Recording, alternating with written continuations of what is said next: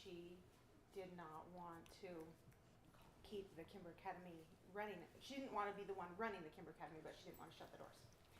And as we talked, all of these, it was like the Lord had given me a dot to dot for an outline of what I was supposed to be doing. And they were doing all of these things already. And I went in with a bit of an attitude. And I was like, do you do these and this and this? And she's like, yeah, we do. We do this and this. And then she would say something else and it would trigger like, oh my gosh, I forgot about that. And I just was so amazed. And I said, I was busy at the time building a house in Alpine on 3 acres and just all these different things. And I said, well, I've got to go home and pray and think about this because I was so overwhelmed and came back and I knew that that was what I needed to do. But then as I started teaching there and we were doing the transition of me purchasing the school, I was doing the Pathways program, and Jessica's husband was in the class, and he came up to me one night after I had shared with the class that I homeschooled and that I was running this private school, and he said, you need to come to my house. My wife is pregnant and she homeschools and she has all these fears and concerns, and you need to come to my house and you need to tell her what you do and how you homeschool. And I was like, oh no.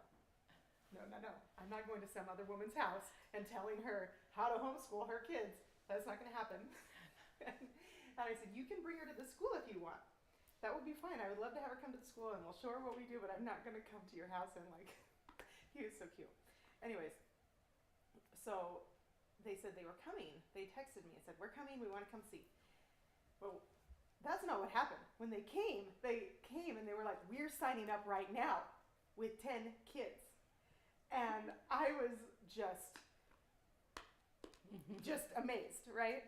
But then after that, Jessica became, I call her my partner, even though I owned the school at the time.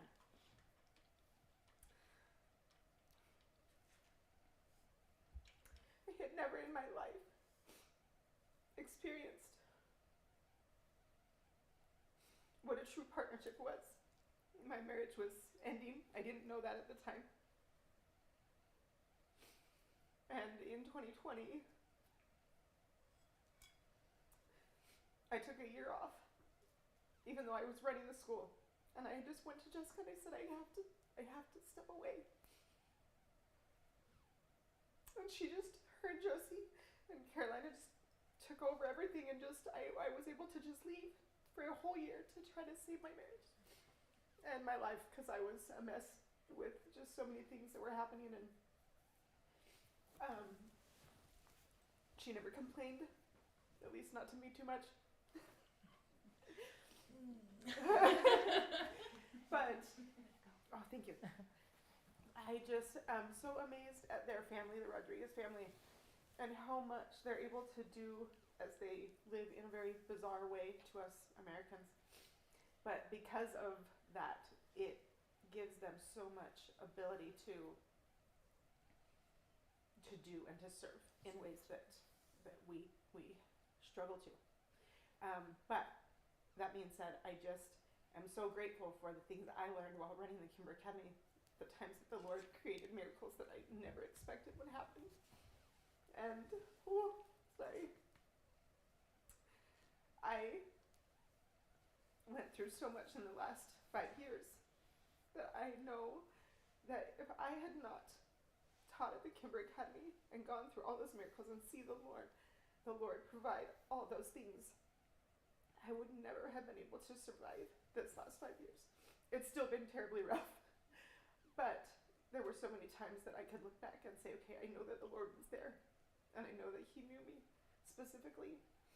And I'm just so grateful for the time that I've been able to spend working with Jessica and becoming friends with her and just learning these principles. And when you read the 5,000-year leap, one of my favorite things is what is it called? The prologue.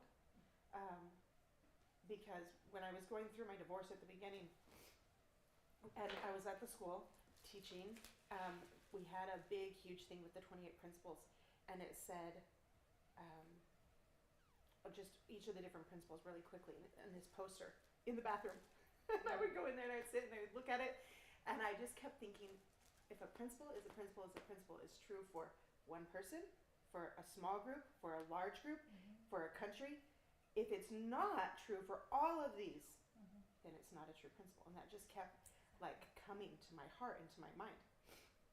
And one night I was just so frustrated with how the divorce was affecting my kids and how I could parent and just all these things. And I got out the 5,000 Year Leap and I read the prologue from the view of a husband and wife. And it was so powerful and so amazing. And I just am so grateful for Cleon Skousen. I used to joke that if I couldn't find a husband, that I would just wait until the next life and be one of his wives. Which is actually a terrible plan and I don't agree with at all. But anyways, I just am so grateful for all the things that I've been able to learn through these last 10 years and Jessica and our relationship, and so that's it. Thank you.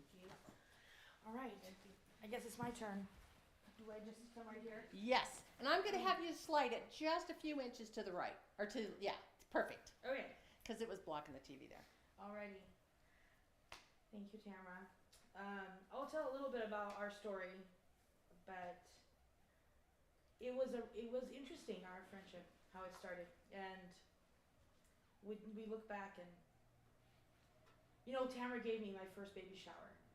I had 4 kids, but I didn't have baby showers. I was always against baby showers, but on my 4th child, I was pregnant when I met her, and she wanted me to teach the next year. I think that's why she threw me the baby shower. Like, if I do this, she will agree to teach. But yeah, that was my one and only baby shower. So anyway, it was fun. Okay, I'm going to, I guess I'm Jessica Rodrigues Bianco. I'll talk a little about our family today, and that's actually really important and what we're going to be talking about. But I'm here to just give you guys a little bit of what the 28 Principles of Freedom, a Family Guide to America's Manifest Destiny, is. And in the introduction to this, Julianne wrote down, the rising generation will need to understand these basic principles of good government in order to preserve them. Everything, all the work that Cleon Skousen and Dr. Kimber and Julianne Skousen, Kimber now continue, is based on us teaching the next generation to save the Constitution, right? That's pretty much what they are doing, and everything that they do in all of their curriculum and all of their books, that is the main focus. And so, and it's America's Manifest Destiny. This is what it is. I'm going to go through a couple of things. The first thing I wanted to share was that we are in a battle. We've been in a constant battle, and this battle has been happening for thousands of years, but right now we are living the battle. People have lived it before. We are living this battle for the hearts and minds of the youth. It's always been this way. If we go back into the scriptures, the adversary, the secret combinations, deep state, whatever you want to call this, they are the ones that are against God's plan. And so they want to steal the hearts and minds of the youth. Because if they can do that, they can propagate their ideals, right? So we need to be able to teach liberty before it's too late. I'm good. These are my grandparents. That's Dr. Joseph Rodrigues and his wife Nazira, and they are Brazilian immigrants.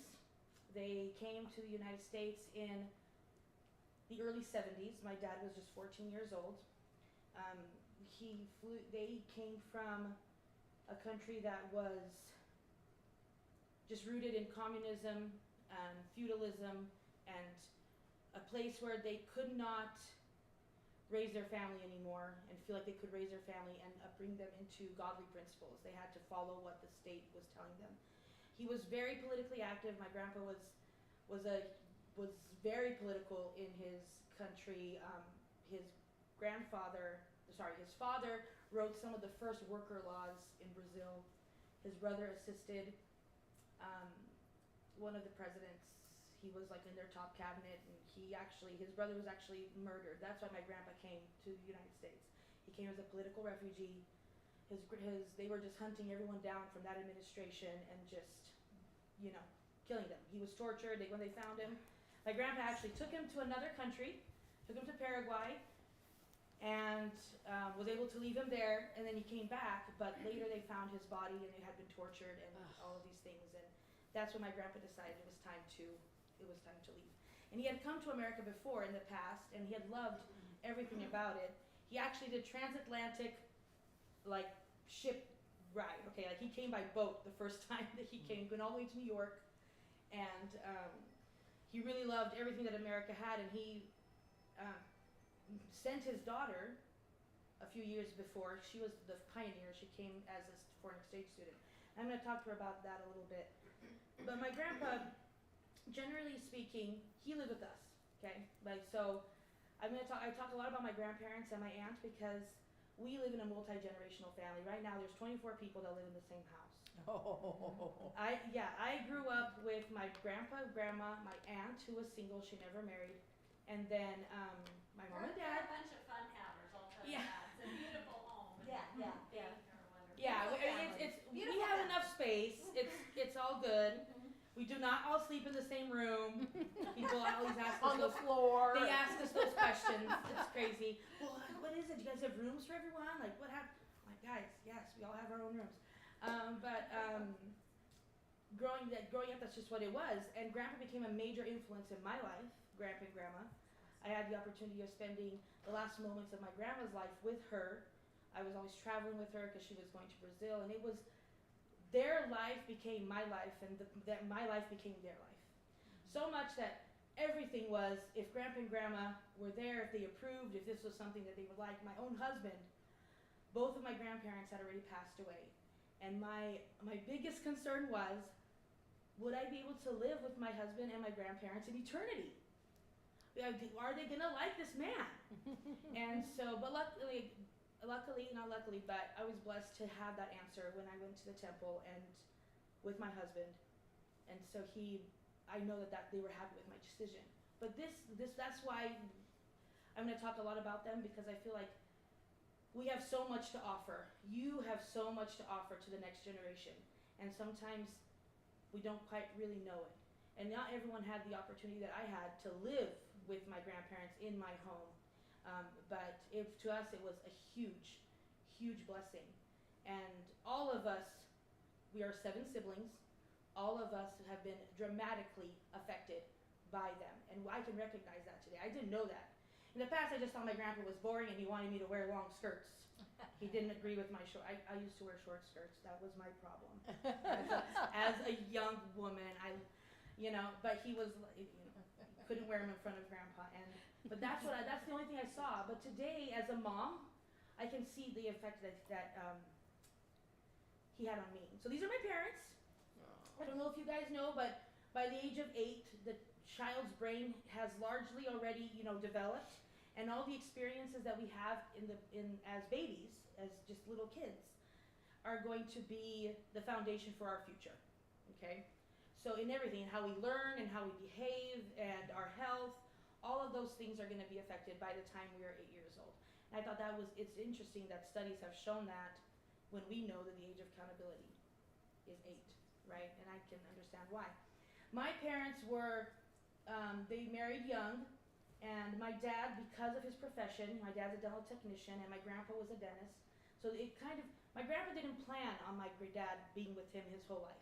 Because my grandpa had 8 children, and 6 of his kids all got married and made their own lives, right? Had their own homes and all that. But my dad was my grandpa's assistant. So he did all the dental tech work for my grandpa, and my grandpa trained him. He was the only son that wanted to follow into grandpa's footsteps. And although he never became a dentist, he dedicated his life to my grandpa's work. And so it was kind of just circumstantial. Wherever my grandpa was, my dad was. And then that's where we were, us kids.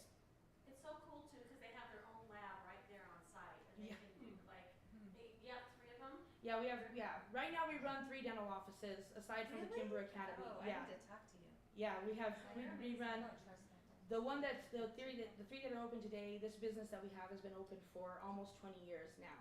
But my grandpa, back way when he immigrated, he couldn't practice as a dentist initially, so they opened dental labs, and that's what they did. But then they went to California and they opened 7 dental offices.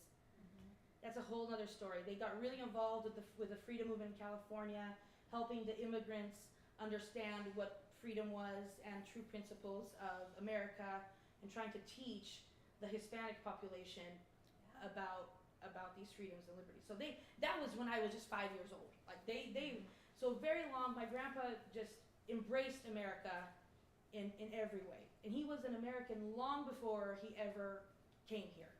He was just he had the American spirit in his heart, and so. Yeah. You should about what you found out about your grandpa's, the DNA and where your family came from. Oh yeah. So we did. Oh yes, this is actually really interesting. We did a DNA. You know those DNA tests. It's like 23andMe type of thing. Whatever that is. Ancestry. Yeah. It's so funny that it came back that we had some roots in the southern states of, so was it Georgia? South Carolina?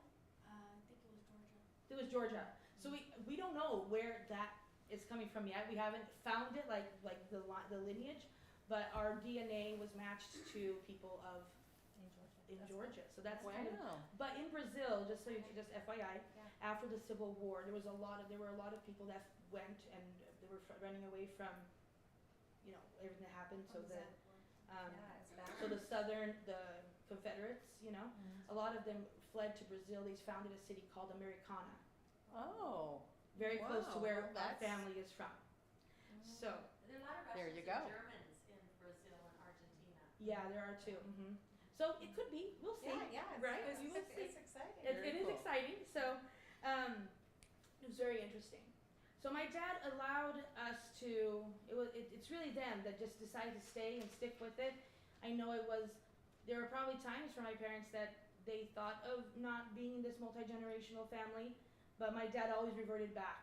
He actually moved out of the house once, and my dad's very superstitious.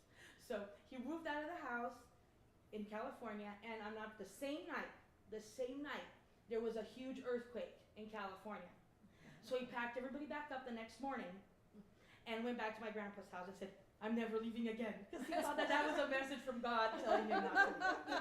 So, and then this is my Aunt Sandra. She also lived with us. She was single. She had a lot of health issues, and so she got engaged 7 times, never married, just because of her health. She felt that it wasn't.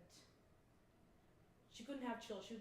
She could have children, but they said that all her children would have issues and things, and so she decided, she would say yes, and then she would just back off because she didn't want that for her husband. And so by the time she was in her 40s, late 40s, she just completely embraced us as her purpose in life. And so because there were 7 of us and she lived with us, she was always around. She was like a huge big sister. She would never allow us to call her like a mother because she said, "I'm not your mom. You have a mom, and I'm just your friend." And she was our best friend. And I can't talk about her but I will hold that because she would be like, "I can't believe you're crying." She would. So Sandra, when I was 15 years old, my dad wanted me to start training to be a dental technician. And my 2 older, I'm the third down, so my 2 older siblings had already been trained since they were 12 and 13. So they were on, they were being trained as the dental technicians. And my sister was on the road to be a dentist. That's what she was gonna do. I tried doing the dental technician thing, and I just did not like it. And so my grandpa, I guess, noticing, I never told this to anyone, but my grandpa came to me and he said, "Jessica, there will always be people to do the dental technician work. But to do what your aunt does, there won't be. You stick to her, and you learn from her, and you pick up everything that she does." And my dad wasn't super excited about that at first because he really wanted me to learn the family trade. And I do know some things today. If I need to, I won't die. I can go back to that. I have the knowledge. But I always looked up to Sandra, even as I was a little kid, and I thought, that woman gets things done. How does she get things done? People just listen to her. She just has this, and she was loving and caring, and you could tell her your problems, and she would listen, and she would always, you know, take you back to Christ and say, well, what do you think about this? And she would also let you experience things and let you fail. And she let me do that a lot. And I would always come back, she's like, oh, did you do that? Did you get that out of your system? Okay. Are you ready for the next step? And so she was a great mentor. And I don't know, I didn't know that's what she was until I became an adult. Like, she was my mentor. And I wanted to be just like her. But she would say, please get married. Please get married. I don't want you to go to the other side not married because of me. Because, you know, she wanted to get married. She believed in the family so much.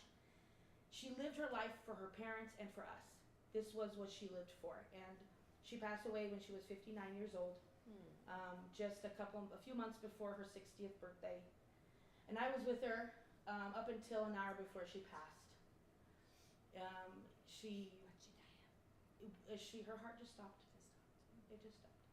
The week before she passed, I was helping her put on her shoes, because she was a little bit immobile, not super, but she was still, you know, walking, going to work every day. And I told her, she was like, oh, Jessica, one of these days, I'm going to wake up dead. That's what she said.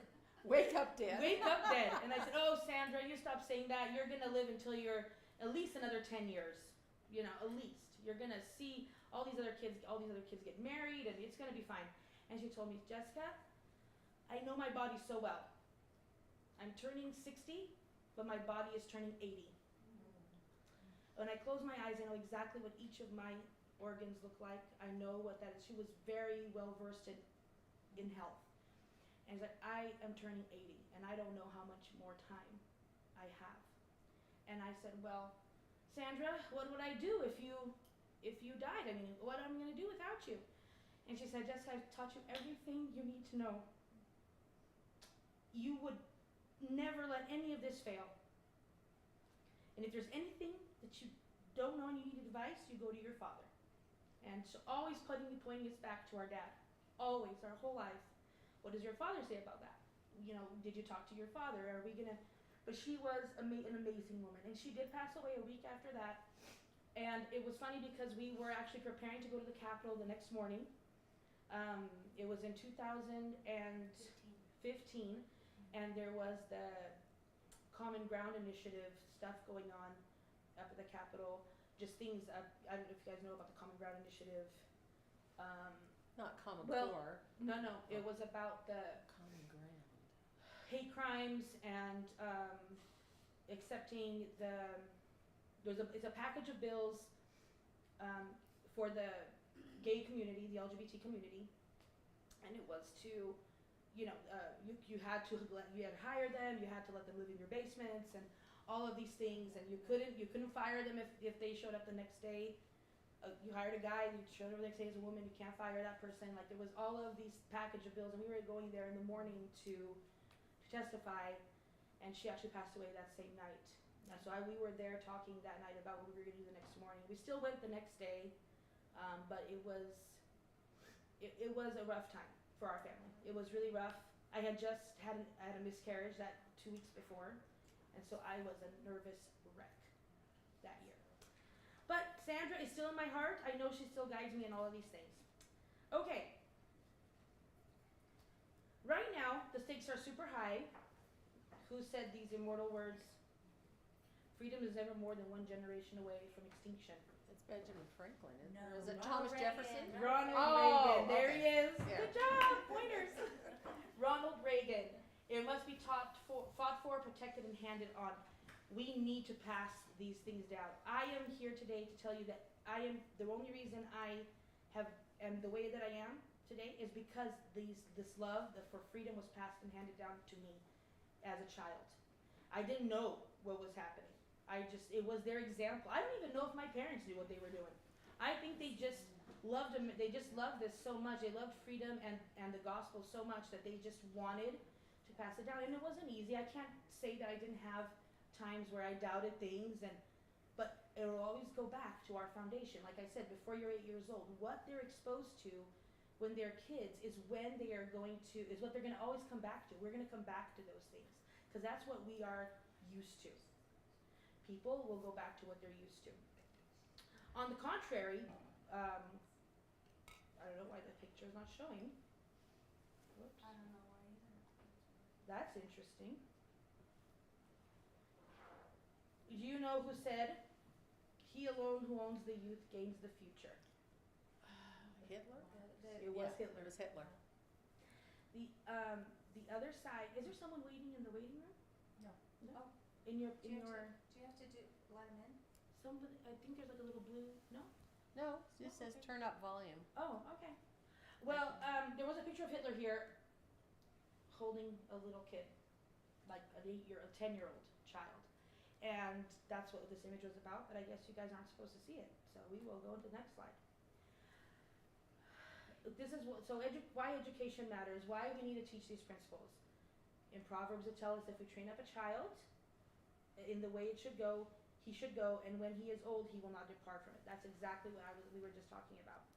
I can testify of this scripture today as a 41-year-old mom, that the way I was trained as a child is the way that I'm going today. And we're not perfect, but that is what it is. Plato said, the direction in which education starts a man will determine his future in life. And when we talk about education, we're not talking about sending kids to school, we're just talking about their entire upbringing, right? Where Karl Marx is saying, the education of all children shall be in state institutions. So we can see a stark contrast here, and we're living, all children shall be in state institutions. We are living that right now. This was an idea back in the mid-1800s. It's not an idea anymore. We are living that right now. And one thing that I'd like to say that, so when COVID happened, we had the school open ourselves, and we didn't know quite what to do, but we were trying to follow whatever the church was telling people to do. But I saw all these parents really upset to put their kids back in school. Right? They were like, we need the schools open because the kids need to go to school, and the kids need to go to school, so open up the schools. And my heart was just like, if they only knew. Just enjoy this time that you have with your kids right now. And I think there was a huge shift because right after COVID, there was a spike in homeschooling. So I believe that a lot of the moms saw what was going on, that they observed what was happening to their children. Like, heck no, I'm not sending them back. And there was, it's the biggest, one of the growingest things in education right now is homeschooling because the moms are just pulling the kids out of school. And this is a good thing because God did not send kids to parents to hand over to the state to educate. Exactly. He did not do that. Yeah. Both of my kids, my two oldest got married 2 years ago, and I didn't even have to talk to them at all, and they said if the school system is the way it is right now, they're going to homeschool. And I was like, whoa, I didn't even talk to you about it yet. Yeah. So I think our kids are awake too, because they went through it. Those two girls went through public school, and so they're seeing what's going on. About a year after COVID, I couldn't find the article, but I read an article about this next generation of parents being the most conservative generation in the last 100 years. Did anyone, did you raise your hand? Finish your thought. Yeah, I was just saying, did anyone else see that? I mean, I feel it right now. I'm feeling that there's a lot of people waking up Yes. and understanding what's really happening. But go ahead. Well, for those of us that live around here in the 14 cities that belong to Albany School District, we have an amazing opportunity this November because we are electing 3 new school boards for 3 new school districts.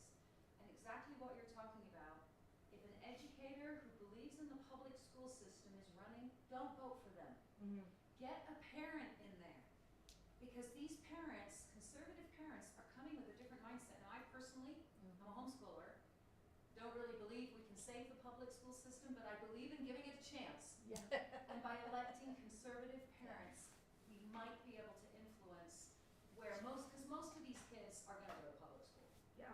You know, it's too hard It for is. most families. The system And has, they still matter. Yeah, and the system has created it's almost impossible for moms to stay home. Like, it's almost ideologically, financially, in all the ways, emotionally, they have played with the minds of it's almost impossible for a mom to be able to say, I'm going to homeschool right now. And for a dad even to say that's okay. Because the dads too have been kind of now, is my child going to be prepared? Because they feel like they have to fit in this standard that the state has created. And at this point, there is no one alive on earth today that has experienced what education was 200 years ago.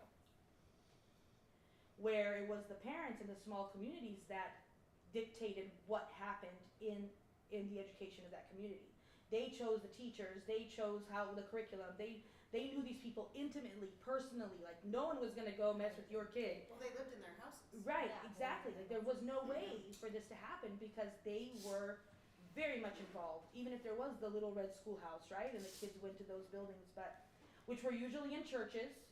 Usually they doubled up the school with the church, and the Bible was their main textbook. That was where they learned to read, write, and understand history. History was all through the Bible, through the biblical view, and that is just not happening right now. And if you look at our founding fathers, Jefferson and all, they had lots of higher education from Harvard and these. They used to be good schools. They were schools that were religious. What do you call it? Not rabbinical. Anyway, pardon? Divinity schools. They were divinity schools. So even though you had the little red school with you'd move on to higher education, they were still good. Yeah. We don't even have anything close to that now. Yeah. No. Maybe Hillsdale College. Maybe he'll. Yeah, Nancy. Yeah, I was going to share a story. I remember a father impoverished in Latin America. They joined the church, and he would sit his little boy. He was maybe 2 or 3, and they would read the Book of Mormon every day. And his little boy said, "Can I read, Daddy?" And he thought, "Well, how do you know? Why would you want to try to read?" Anyway, he could not believe his son had learned to read just by following and just listening every day and just starting to understand. And so, like the Bible, that was the foundation.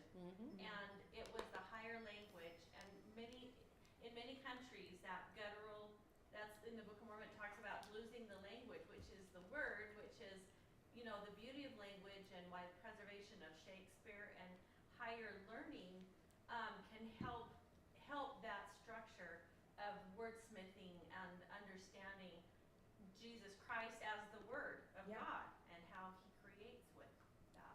I love that you brought that up because I think it was Abraham Lincoln said, you can change the meaning of a word in one generation. You just need to introduce the new meaning. And how many in our lifetime have we seen change the definition of these words? And the children are learning these new definitions, and they don't really mean what they mean. So we're reading them, we see one thing, and then the kids read them, they see a completely different thing, and then they say there's a generation gap. There's not a generation gap. The term generation gap exists because that's what teachers were told to tell kids in their classroom.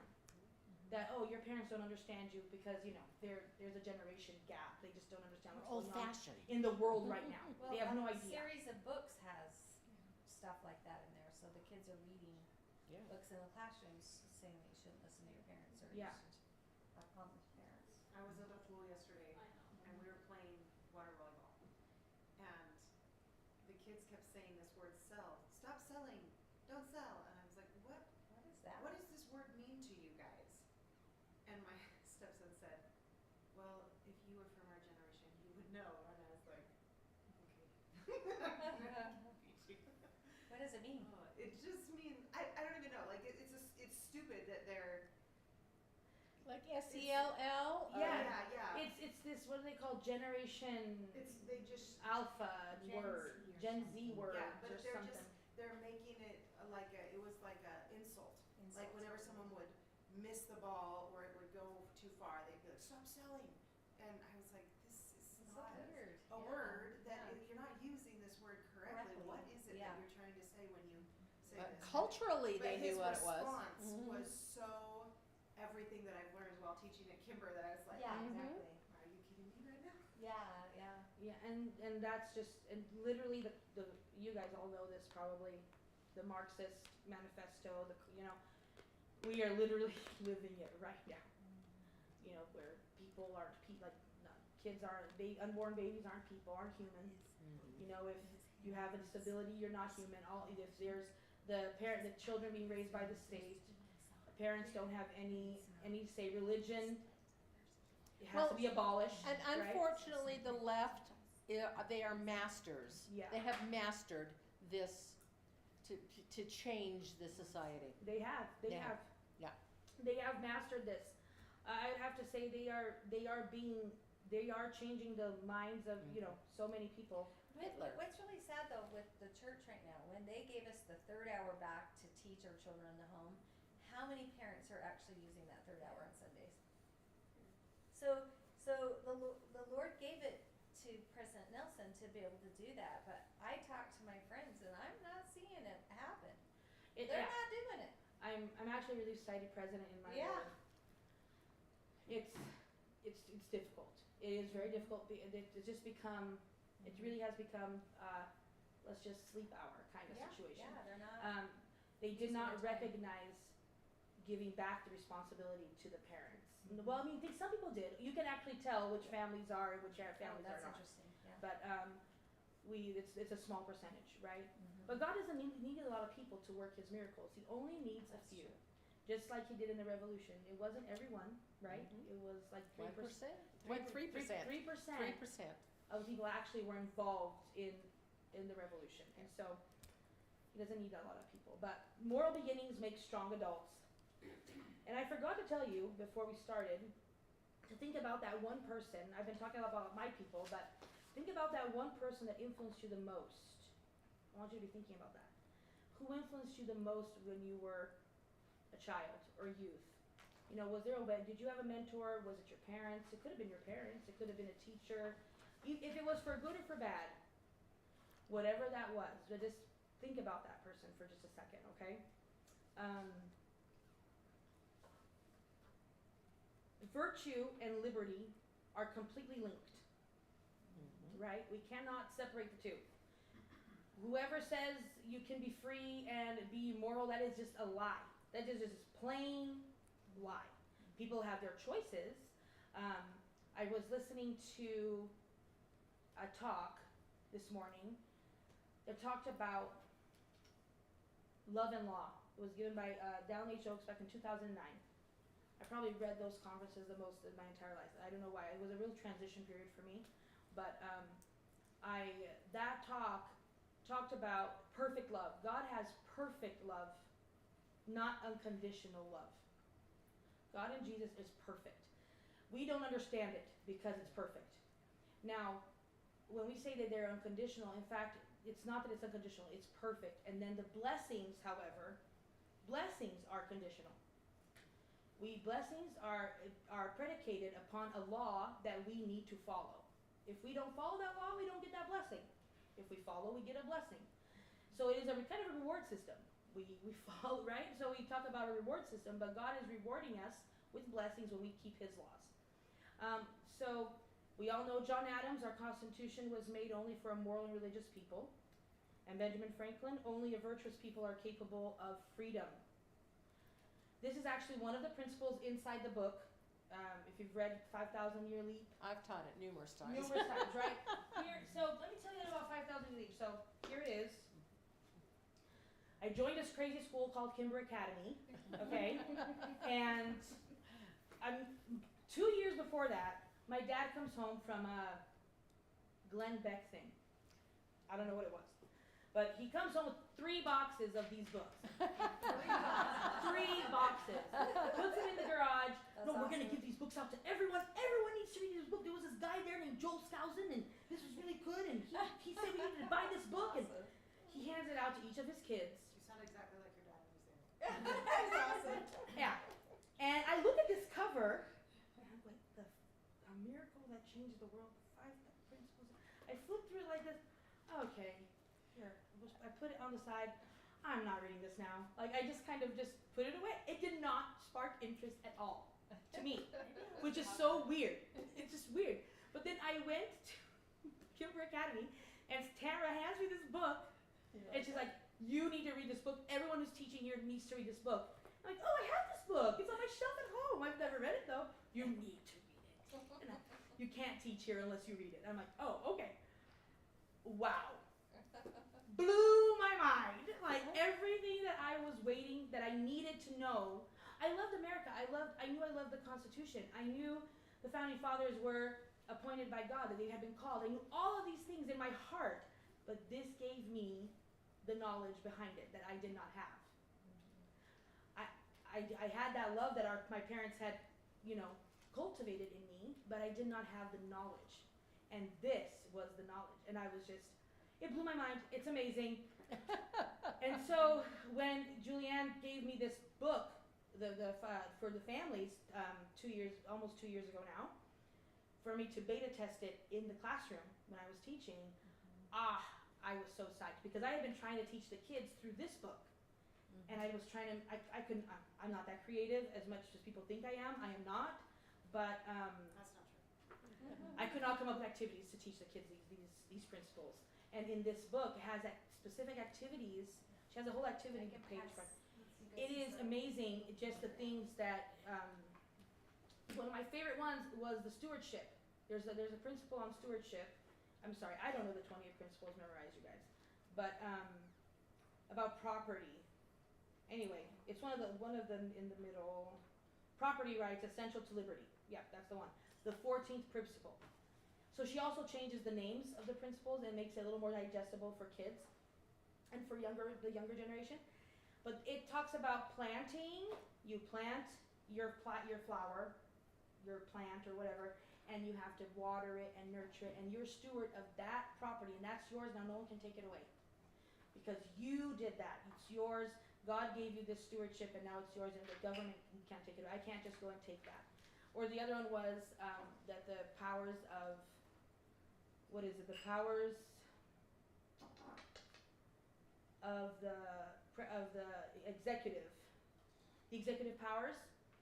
So we go through the Constitution in that book, and they write down chain links, all the powers that the president has, and then we chain it all together, and then we choose somebody to pretend to be the president, and we chain them up like you were chained by these powers, like you can't do anything outside of this. Cute. And so chain them down. Yeah, you chain them down. It's really cool. 18, isn't it 18 innumerable? Yeah, 20. I think it's 20? There's 20. Is it 20? 20 innumerable 10 or powers 20. in the. Yes, Are you talking the executive branch or the Congress? the executive branch.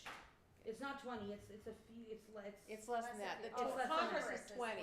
So we anyways, Okay. it's really fun. We're remembering. There were tons of activities the kids did. We did mock elections. We did letting them write their own constitution, like write their own rules. And it's interesting that when you tell the kids to write the rules, they make sure everyone follows. They themselves will follow the rules. When we write the rules, they want to break the rules. But when the kids write the rules, they want to keep the rules. It's very interesting, because they also write down what the consequence is if they break the rule. So they are practicing making laws and understanding, and then they become more self-aware. Also, it's just self-government, right? They can govern themselves. Okay. That's power. Yeah. You know, you think about that power, that's something I did, and therefore you must follow it, because I'm invested in that. I like that. Yeah. That's very cool. So things are done. See you, Tamara. So there is a fight for the influence. We should be, as parents, as grandparents, the biggest influence in our kids' and grandchildren's lives. But the fight for influence right now is so great that they want to just take it away. They've been wanting to take it away, but today it's even more intense. Think what we had when we were 20 years ago, 30 years ago, times that by like 50, 100, whatever. Like, the influence is so much bigger now, because the access the kids have to all of, and it's good, it's also very good, it can be very liberating, but at the same time, it comes with just all the influence of evil, right, for these children and these youth. And I've got a couple of quotes here. The fight for influence. If the left controls education, they control the future. That was Love Charlie Charlie Kirk. Kirk. He's so good. Love. I sit and just watch his little reels. They're so I fun. do too. We cannot continue to send our children to Caesar. Now, Vodi, I don't know Vodi, Bob. yeah, he's a Baptist minister. I've seen some of his things. He's always talking a lot about family and just family principles and bringing everything back home, right? I think right now he's actually serving out overseas, like in a mission, like in a Baptist mission or something. Okay, now one of my favorites, Noah Webster. The education of youth is an employment of more consequence than making laws and preaching the gospel, because it lays the foundation of which both laws and gospel rest for success. Love that. After that, you can't. It's right there. It is the truth. Okay. I don't make it up. I promise. I'm not making it up. Now we know. And this is a spiritual battle. This battle started before any of us were even born, before the earth even was created. It is the spiritual battle. And we want to bring up our kids in light and truth. And I love this one because it has these like little hands I trying know, to, I'm looking Where at did that you going, find that? Yeah. that's a cool picture. trying to just Where did grab, you find that?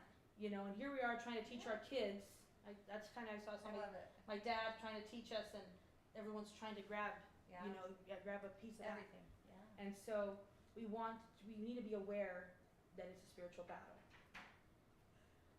Okay, I can go on and do quotes all day from amazing people. You know, the war is ongoing. The fight for freedom is God's fight. I want to focus on that one the most because I know that the Constitution will be saved. It will be restored to what its original intent and purpose was.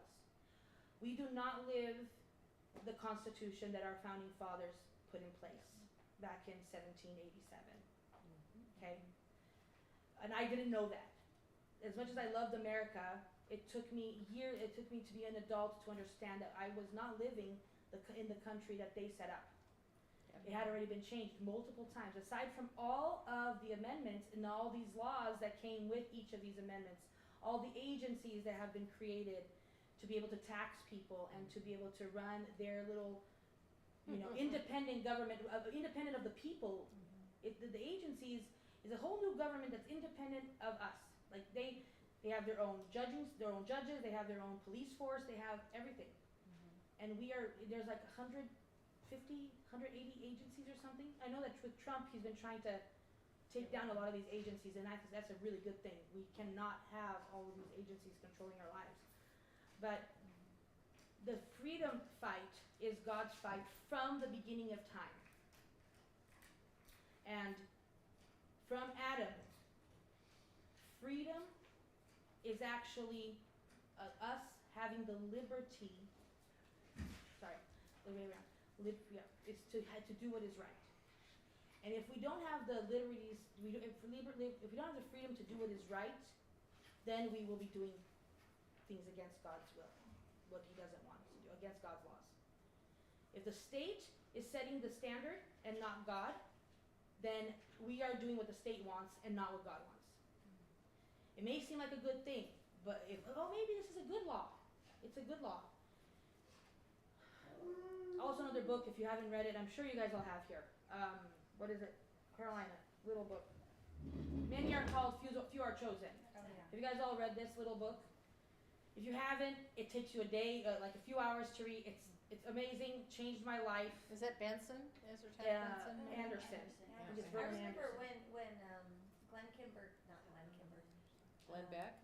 No, it was Glenn Kimber. Glenn Kimber came here with a packet. You know, he said buy these 3 books. There was 3 of them. Yeah, he's always referring. And then that one and one more. What is it? He said give these as gifts. It was. Oh, it's the one with all of the general authorities and their views on freedom. Yeah. Oh, I have it at the school. Yeah. But then the small one was many are called, few are chosen. So if you haven't read it, please, I $7. probably It's like have $7 to buy. It's super, and you can get it for free online. There's even audio versions of it free online. It changed my life on how I would even raise my children so that they could know how to make choices for themselves. That's beautiful. It changed my entire parenting Okay, so I confess, I bought it when he came and I haven't read it, so. Yeah, it I don't changed, think I read it changed either. me as a wife. I need to buy it. Everything I he mean, talks about is yeah. about unrighteous dominion, Okay. on how we are, the man is naturally gonna, I mean, as soon as he has a little bit of power, he wants to exercise unrighteous dominion. Yes. And he goes through all the scriptures and just breaks down all of these scriptures and what they actually, and what they mean. Okay. And to me it was, oh my gosh, I do this thing. Oh my goodness, I do this. And it just opened up all of these things that I was doing, like I didn't even know that this was not I need to read the it. right way. Okay. And so it's just changed me as a wife and as a mom on how to deal with consequences and set rules and letting them change, like make their choices, and how I addressed my husband. It completely changed. Oh, I want to do it this way, and it was more, let's talk about this. Let's try to come to an agreement. It completely changed my life. That little booklet. So I highly recommend. Could you say the name? Many are called and few are chosen. I have to repent now, because now I know that all these years I would be doing things differently. We actually, me and my sister, we gave it as Father's Day gifts to all of our dads. You know, my brother and my Brother-in-laws. brother-in-laws, and we put a cover on it, superhero dad manual. That is Oh. creative. Oh my goodness. So Your that's what we sons. gave it to Okay, them. superhero dad manual. Yeah, I'm gonna do it. it was as a Father's Day Okay, gift, that's awesome. just like it was like 3 or 4 years ago. Okay. Oh, I think I talked a little bit about this already. That they're formed by age 8. Behold your little ones. The home is the Lord's designated place for learning. And we've talked a lot about little kids before the age of 8, but I also want to talk about the teenagers.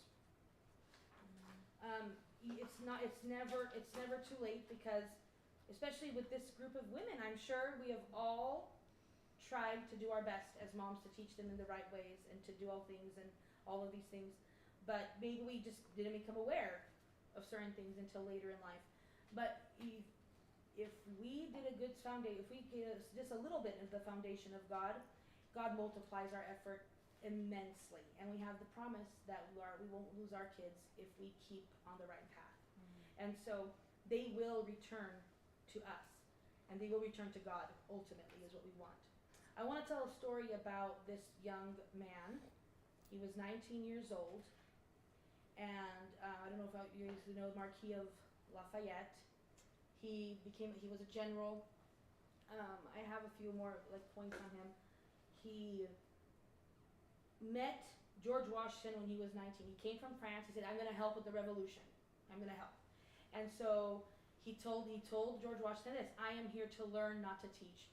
So George Washington immediately made him, sent him to the camp, and just made him kind of like, and he saw his potential in this young man and invested in him personally. It's like, I'm going to bring him. He's going to be like my right-hand guy. And today his story is one of love and liberty. And he went back even to France to help them there. A very good man. If you haven't read about him, you can maybe look up some of his some of the teachings about him. So he said, it was in 1777. He traveled from France to support the American cause, and he met, and George Washington became his mentor and father figure. Okay. He also gave him a key leadership role, so he became a central leader in the war. He was, as soon as George Washington saw, like, I'm going to put him as a leader. He was not born in America. He was not being oppressed necessarily by the king, but he saw cause and he went out for it. How many youth are out there that are seeing causes? Are we helping them build that fire, or are we kind of throwing water on that fire that's inside of them? There are people around you today that have a fire inside them, and maybe they're afraid to even speak up. They may have said something to someone, and maybe one teacher or a friend or someone kind of brushed it aside. We need to find the people that are on the earth right now that have the fire within them to maintain freedom and liberty, because they are the ones that are going to save our country. And ultimately, if we can save the Constitution, it will continue to be a banner throughout the entire world. because that's what it was meant to be. It's not just for us. Right, the idea, the truth of inalienable rights is not just for the American people, it is for the entire world. So I like his story because we can change history. We can change history or the course of something that's going, where it's going with one person, one relationship, right? It can change everything. Okay. And we don't have to be generals. The good thing right now is that we're still not fighting with guns and weapons. It's a war of words right now, which is much safer. Right? I mean, it keeps people alive. People aren't dying here in America over this yet. I mean, there are some things that happen, but and all these horrible protests and things that are going on, but we can still save the one. Okay. Now, the next one I want to talk about is in the scriptures, and it's Timothy and Paul.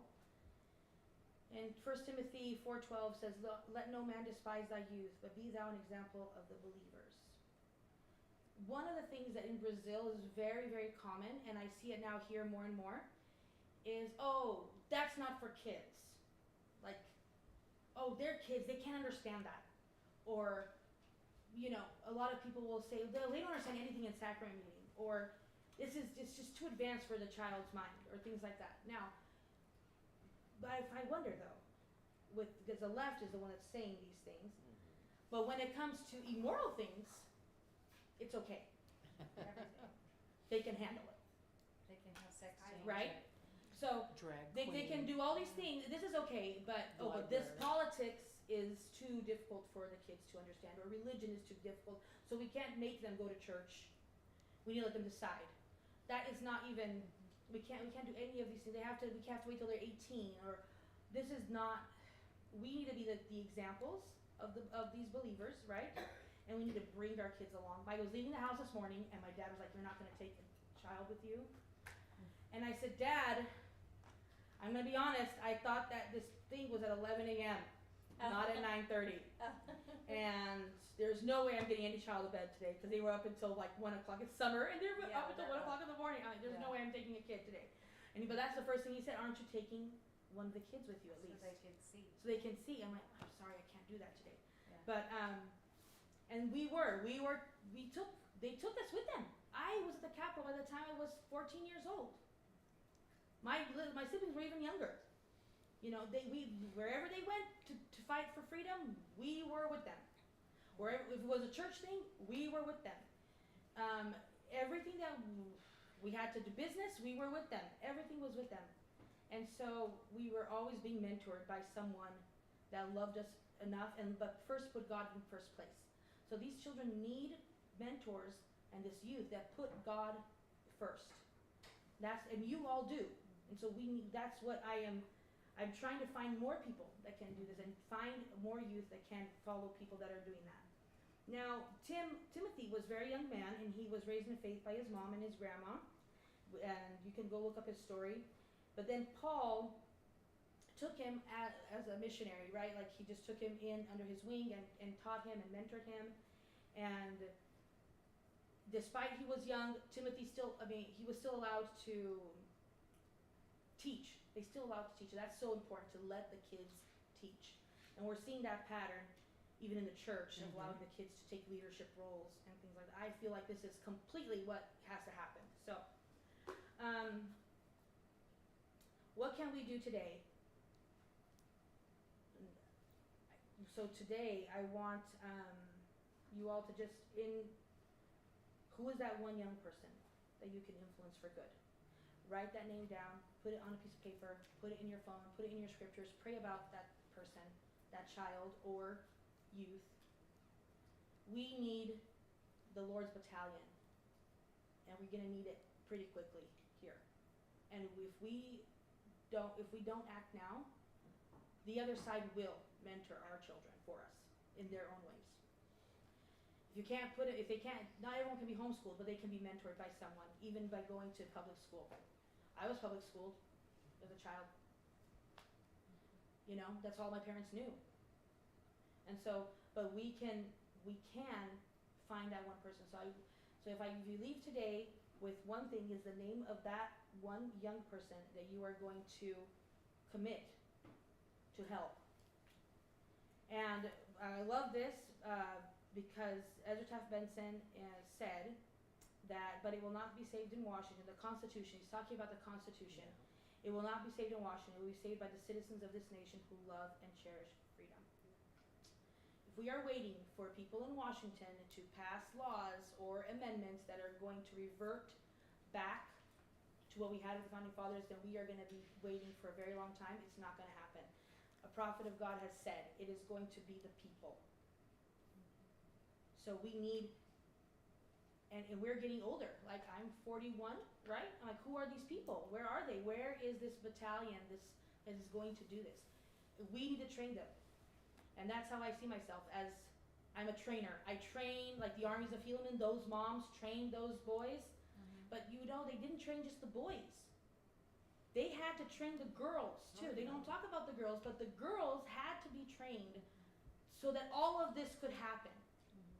And so we are the trainers, and these women had to be very, very virtuous, because their husbands had to support it. The girls there would have, you know, it was a whole community that was just living righteously and wanting to follow God's commandments. And so we can save our freedom. I'm a total believer. I have complete hope. I don't think it's all going to go down. I think it's going to be very close, and we will save it. And I want to be on the right side, and I want my kids to be on the right side. And so that's why I do what I do. You know, President Benson said that the women in the West would rise up and wake up and train their children this way. Yeah. So that's what touched me when I went to my first homeschool conference and heard him and his wife, and the daughter of Cleon Skousen, is that they gave that exact sample of what you said, and I was like, oh, wow, that's why I need to buy this curriculum and be part of Kimber Academy stuff, because I felt like they understood that it was us that was going to be the mentors and the saviors. You know, Yeah. we have to raise this next generation up.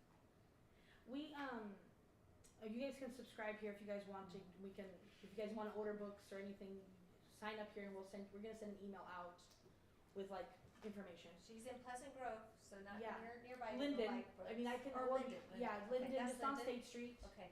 So very Kimber easy. Academy is? Kimber Academy. Now, when I joined Kimber Academy, I was at a place in my homeschooling, and so I was homeschooling. By the time I was in my 16 years old, I knew I was going to homeschool my kids.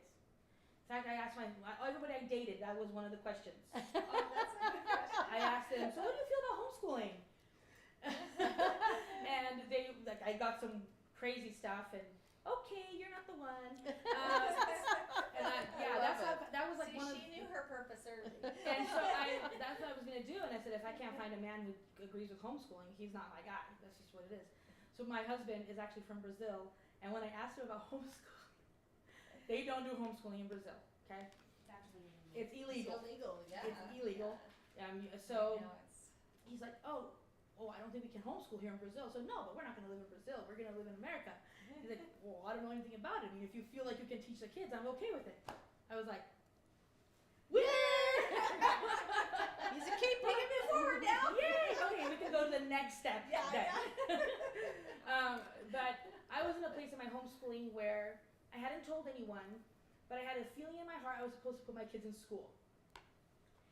And I wasn't really talking to God about it. I just had this feeling, and I was like, no, this is the wrong feeling. I'm not going to do this. This isn't happening.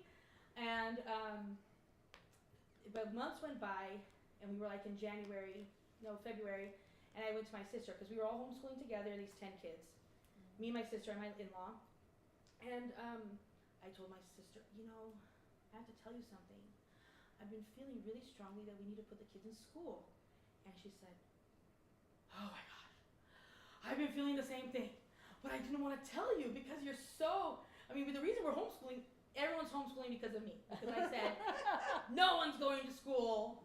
And I'm teaching my kids, we're teaching all the kids, and that's just it.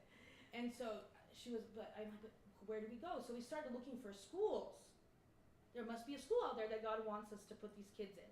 We're gonna trust that. And so we started to search for schools and we couldn't find it. And then finally, that's when Tamara said the story. My husband was going to Pathway and he met Tamara. And I had been crying at night. I don't know what God wants me to do. There is no way I'm putting these kids in this school. Like, there's no way. And I opened my computer the night of that night that he was at Pathway, and I was looking, okay, well, maybe it's public school. We had just moved to Lindon. Maybe the schools aren't that bad here. So I started opening the internet and I'm looking for ways to register the kids. I'm like, fine, I am going to register the kids. There, okay, are you happy? So, but then a darkness fell over me and I could not do it. And I just started bawling and I just said a prayer and I said, Heavenly Father, I don't know what you're trying to tell me. But I know it's not, it's for sure I can't put them in public school. You know that I know what's there. And I can't do that to my kids.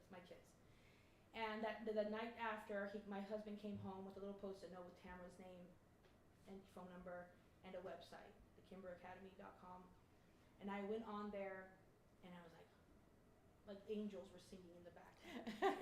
Seriously. And I found out that that's where I was supposed to go. And we went there, and that's why we got there. We enrolled them, and that was that. And we have been with Kimber for almost 7 years now. I was pregnant with my daughter. She will be turning 7 in July. So she called me last night, and I explained where your house was. She's like, my friend lives there. yeah.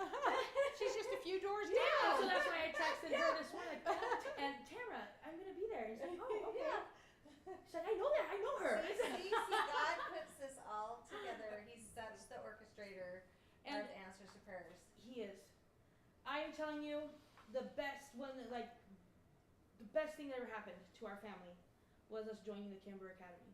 It was the little tweaks that were missing in just everything that the first 2 years when working with Tamara, me, my sister, and Tamara, we felt like we had served a mission because it was just so much. It changed our life completely. And I mean, I don't think everyone gets that transformation like we do, but we did. And we incorporated everything that we were learning and into our own lives and into our children's lives. And it changed us for the better. And today, I was at a place back then where I thought everything was lost, that I was just waiting for Christ to come back. We're going to bunker down, we're going to find some land and do some prepping, and we're going to go under the ground, and that's what's going to happen. Today, I'm not that person anymore. Today, I want to fight. I know that it's possible to be saved, and I thought it couldn't. I was with no hope, and learning the 28 Principles of Liberty brought me the hope that I needed and the knowledge I needed to teach my own kids. How I was going to pass down to the next generation, because I feel like you always lose something as you pass it down to the next generation. How could I keep it whole with the love that I had? And this was the tool that was given to me, that was shown to me, and I'm super thankful for that. That's so cool. So, anyways, thank you guys for letting me speak. Questions? Yes. All right. I have a question. Yeah. I thought they had the Kimber Academy, well, it's probably been a long time, down in Lehigh. Is there more than one campus? No, that's the Lehigh one actually. We moved to Lindon. So just after COVID, we lost our lease in Lehigh. Okay. They didn't want to renew, or they wanted us to renew, but they wanted us to renew for like another 5 years, and we just felt like we couldn't grow from where we were there and things, and so we moved to Lindon, which is a much bigger space, a much nicer space, and so it's the same one. We are the last campus there used to be 30 different campuses throughout the state. Really? Yeah, but there aren't anymore. Everyone has been slowly merging to online. So we have an online It's a very steady community that's steady. Is that Dr. Kimber himself teaches it, right? Yeah, Dr. Kimber Yeah. teaches the older students, the senior class, the 12 to 17-year-olds, for history and religious studies. And it's amazing. And anyone can join, by the way.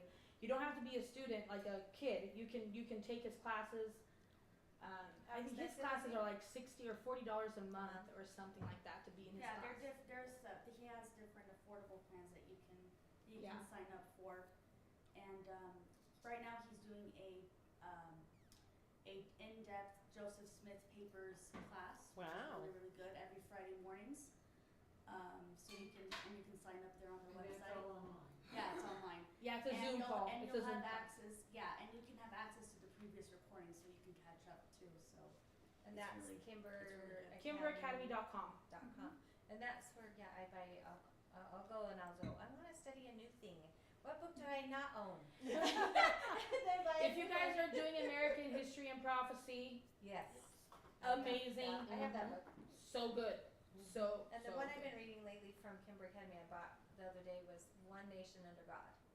That one's I good bought too. that one too, and I Yeah. thought I could do a PowerPoint on that one Yeah. too. So that one initially was done to hand out to political figures. Oh, Just so you guys interesting. know, we did a campaign like 5 years ago, 6 years ago, and we were sending out to our representatives the One Nation Under God. It had like a cover letter for them, Yeah. Oh. and it was for them to return to what that really meant. You know, That's in why. their that's what that book is for. Thank you. They also have one for the influence of religion in America. That one was geared towards the clergy and Ministers. ministers Can I and come, things I like can that. come buy that from you? 'Cause Yeah, I have I'm gonna those. teach tomorrow. And then one I think is out of print right now, but it was really good. I don't. He took that one down. It was the educational. Oh, it's still up. Is it still up? Yeah, the restoring. Restoring America's Educational Dream. That one is for teachers and for educators, and that was really good. How is he doing right now, health-wise? He's doing okay. He's doing good. He's doing Okay. good. Good. He had a real rough. Yeah. Last year was really rough. Rough. In fact, we had all these big things planned, and then we kind of had to stop. Well, he's a because- walking miracle. Yeah. He is a Nobody walking has had miracle. that much chemo But and lived this long, yeah, ever. Is he gonna be going to Jerusalem anytime soon? Doing his stuff? No. He's not that we quick. we Yeah. were trying just Yeah. on we were gonna go in 2020. The Yeah. Bentley And Hines. then the Yeah. happened. And then that happened. and then he was talking like last year before he got sick, you know, Mhm. like in the hospital. Yeah, he did. We were trying to go because we actually did a presentation a couple summers ago with someone that was there, Mm-hmm. and they zoomed in and we got to see all a bunch of Yeah. stuff. But I don't think he will be going to Jerusalem Anymore. honestly. Oh, anymore? I don't think he will. I don't know. Okay. Well, is he 80 or over 80? 82, I think. 82? Right now? Yeah. I think he's 82. Go ahead. She has a Is question. this your sister? She is. Yeah. Okay. Oh. What's your name? Carolina. Carolina. Thank you both. Yeah. Oh, you're welcome. Okay. Well, We love you. that's what I have. Thank you, thank And you. so your This campus, opportunity. how many kids do you have right now? Right now, so I have to tell you guys the truth. I'm going to tell you guys the truth. Our campus is going to be just an admin building. Okay. We have also merged now to online. Oh, okay. We are not In person. Holding We're in-person not going in classes. person. You're just anymore. starting to do that. Okay. My kids will be learning from there. So if anyone wants to join us, they're going to be online, but they're going to be there. So if people want to come, Yeah. I'm still opening the doors so whoever wants to come and be with us there. Okay. But we won't have any more in person. Last year we had 27 students. Mm-hmm. But all my youngest is 7, like I said, is turning 7, and all my other kids are 12 and up. And they just want to be online with Dr. Kimber and with the friends they've made in the national community. Mm-hmm. And so it makes no sense for me to rent run this huge thing. I'd rather focus on my 7-year-old. If any of you other homeschool moms are here, know that the youngest always gets like the end of the caboose, and I have to focus on her this next Yeah, year, and that's yeah, where I'm yeah. gonna be. I really feel strongly that, and I want to be doing this, just helping other moms have the confidence that they need to do these things in their homes. So I want to be still speaking and bringing other moms in, but that's what I feel the Heavenly Father is guiding me to do. It's been hard. It's been a couple years that I've been feeling like that, and this year in January, I finally took the courage to just trust God and what He was saying, because I was afraid to let go of the school of Kimber Academy, but that's what He wants us to do right now, and so that's what I'm going to do. They've hosted so many different events there. Oh, yeah. I think that's what people want, the gathering, but then it's really hard to create something that you're there 100% of the time and It trying to run the whole show. It really took a huge toll on my family personally, like not as much on me and my sisters. it took like, it became our life, you know? Yes. And we just have we have other things that God is calling us to do right now. Right now, it's more important to teach moms and parents that they can do this, that they have the tools that they need. It's more important for them to do it themselves in their home than me trying to build a business out of this. And even though it's a good thing, but it's actually, to me, it's still more important that parents take control and do it themselves in their home. Because we are who we are because we learned the curriculum. That was the thing. What we were seeing was that parents were dropping the kids off and they still weren't taking responsibility for their child's education. They still wanted us to do it. Right. And therefore, they never learned what we learned, right? But we learned so many great things. How can you not love this? Oh, but they never did what we did. They weren't involved. They weren't invested in it, right? Yeah. They just paid. It's just but they their might kids- as well go to the local junior high and high Right. school and drop them off. Yeah, it's not just better curriculum. It's an actual lifestyle change that has to happen. It's almost Yeah, it's it's true. you That's know? why I love when, which she takes, Al and Jeline still take Dr. Kimber's class Mhm. every week, and that is because the gospel of Jesus Christ has to be taught at the same time as gospel of liberty. Yeah. And they're not invested if they're not doing that, and that's Yeah. why it makes me sad to see people not using their time wisely with their kids and grandkids, you know? Yes. So Jessica, if we were gonna buy some of these books, do we go to Lindon to buy them, or what do we do? We have a lot of them at Lindon. You can also buy them online, but if you just show up in Lindon, we're usually there. Well, now there's someone there every day, but Tuesday through Thursday is the most likely. Mondays and Fridays we close sometimes because if I don't have someone to stay there, we'll close those 2 days. But Tuesday through Thursday, 9 to 5, we have people there. And what's your address? Yeah. 135 South State Street.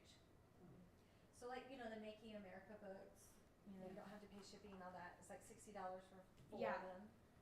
Just all of those, so like for good gifts and stuff, yeah. They're really good gifts. We have, and these Yeah. other, like we have the Many Are Called, Few Are Chosen there. These other little books that he's always recommending. Right now, if you go there, there's a new sign up. It's called Villa Nexus. Okay, we turned our space into executive offices. So I have a huge space still for Kimber Academy, but the other smaller areas I am renting out to people who are starting their businesses and things like that. So Okay. just so that I had to pay the rent So somehow. the outside building. It's called Villa Nexus. Yeah. So will you be renting it to like if I do Families for Liberty? Yeah, thing, I'm still renting the renting space, the still space? letting people use the big like I haven't changed the The Shine area. Center, which is where all the gatherings Oh, the happen. gatherings happen, Yeah, okay, I haven't changed any of that. Just the offices, I'm renting those little offices out. okay. I just, like I said, Yeah. you gotta make it work. Yeah, you gotta make it all work, yeah. And so if you see our big sign will be done. There is still signage for Kimber Academy, but it's not as visible as the Villa Nexus one. Okay. Okay? That's Also, before that, Carrie Guthrie is doing, I don't know what it is. It's some type of video. And she needs, after class next week, she needs 10 volunteers to go out on the front lawn. She's going to stand up on her truck and record. And they're going to hold hand in hand and walk in a circle. And she's going to record it. And then she's going to do her magic with her. And it's going to look like God's coming down, the light from heaven. And then, so anyway, so Can you It's- ask her to bring her cream that she created? Remember last time she came? She's created, you guys, some cream that now is taking care of eczema and, oh, I don't know. yeah, and, Okay, I'll but anyway, yeah. so after class next week is Lawrence, Lawrence, okay, 5. all right, good. Lectures on Faith 5. She's on Facebook. Thank you again, Jessica. I appreciate it. That was awesome.